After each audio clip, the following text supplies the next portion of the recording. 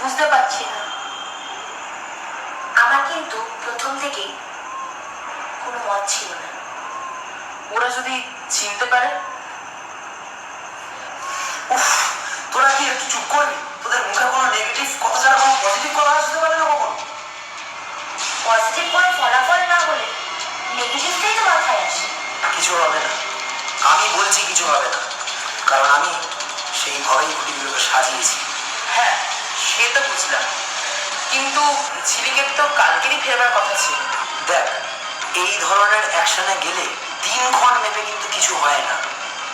আমার মনে হচ্ছে ঝিলিক কোনো একটা সমস্যার মধ্যে আটকে গেছে। তাহলে কি আমরা একবার ওখানে যাবো? হ্যাঁ, যদি ওর কোনো বিপদ হয় তাহলে? তুই কি পাগল হয়ে গেছিস? মারতে চাইছিস মেয়েটাকে?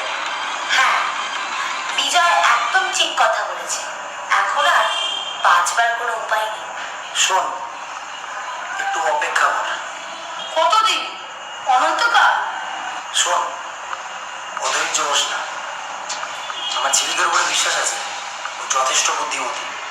হ্যাঁ, সেটা ঠিক কথা, কিন্তু মেয়েটা এখনো আসছে না, সেটাই খুব চিন্তার কথা।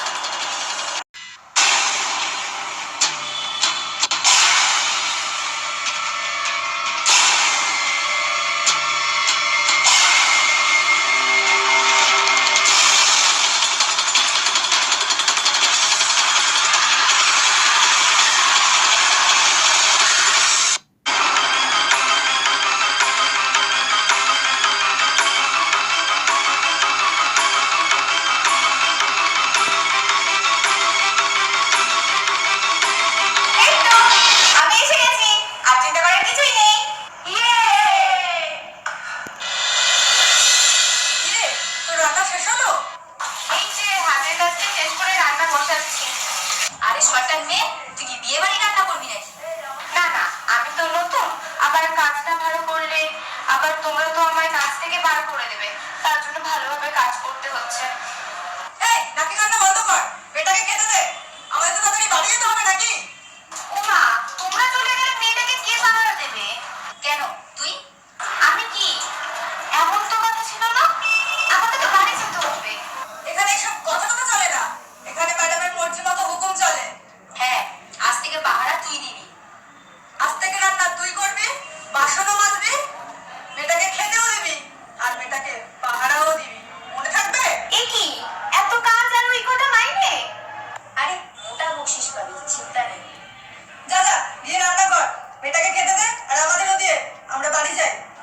আচ্ছা, ওই মেয়েটাকে কেন আটকে রেখেছো তোমরা? বেশি কৌতূহল কিন্তু ভালো নয়, যেটা বলছি সেটা কর, নয়তো মুন্ডুটা কেটে নেবো। না বাবা, অনেক বাড়ি বাড়ি রান্না করেছি, কিন্তু কিসের কিন্তু? তোমরা বাবু লোক ভালো নও। যাক, বুঝেছিস তাহলে। আর কোনোদিন যদি শুনতে পাই এখানকার খবর বাইরে গেছে তাহলে? আচ্ছা, আমাকে আজকের জন্য একটু ছেড়ে দেবে, বাড়িতে বলে আসবো। আজ যাচ্ছিস যা, আজ কিছু বললাম না, কিন্তু কাল কিন্তু আসতেই হবে। আচ্ছা, একটু দাঁড়াও, আমি রান্নাটা চাপিয়ে নিই।